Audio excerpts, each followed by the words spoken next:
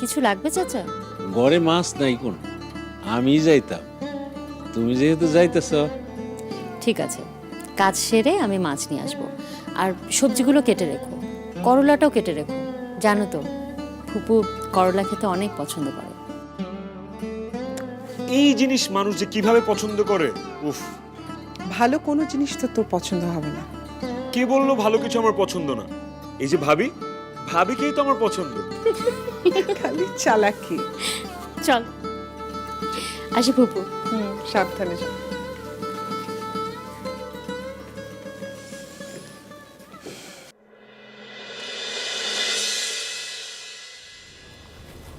Sir আমাকে ডেকেছিলেন?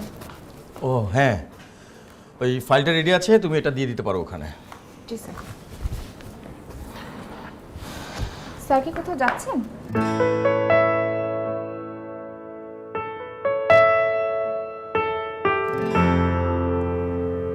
Sir যেতেই হবে জেনে, কিছু কিছু ডাক আছে যেটা উপেক্ষা করা যায় না। জাস্ট একটা কফি, চলে আসবো। হ্যালো ইমরান স্যার, চলে যাচ্ছেন নাকি স্যার? হ্যাঁ যেতে তো চেয়েছিলাম, কিন্তু পথ দেখছি বাধা পড়ে গেল। কি যে বলেন স্যার, আমি কি আর আপনার বাধা হতে পারি স্যার? ফিরবেন তো আজকে স্যার? চলে আসবো। খুব বেশি দূরে যাচ্ছেন? আপনি আমার সঙ্গে কোথায় চললেন? না স্যার, একটু এগিয়ে দিই। আপনি চিন্তা করবেন না মনির সাহেব, আমাকে এগিয়ে দিতে হবে না, কারণ এমনিতেই আমি কখনো পিছিয়ে থাকি না।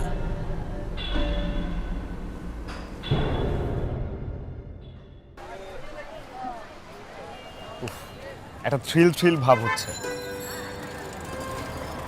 তোদের সব কিছুতেই না এক্সাইটমেন্ট, সব কিছুতেই থ্রিল। ইয়েস।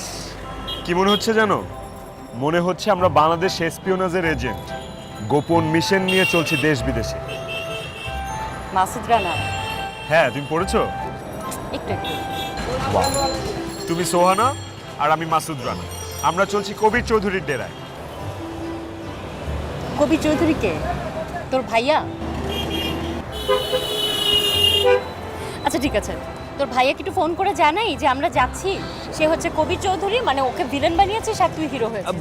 ভাবি ফোন রাখো, আমরা তো ভাইয়াকে সারপ্রাইজ দিতে যাচ্ছি, তাই না? হুট করে অফিসে যেই বলবো কফি খাও। তোদের না সব কিছুতেই নাটক করা লাগবে। এত নাটক করতে পারিস তোরা?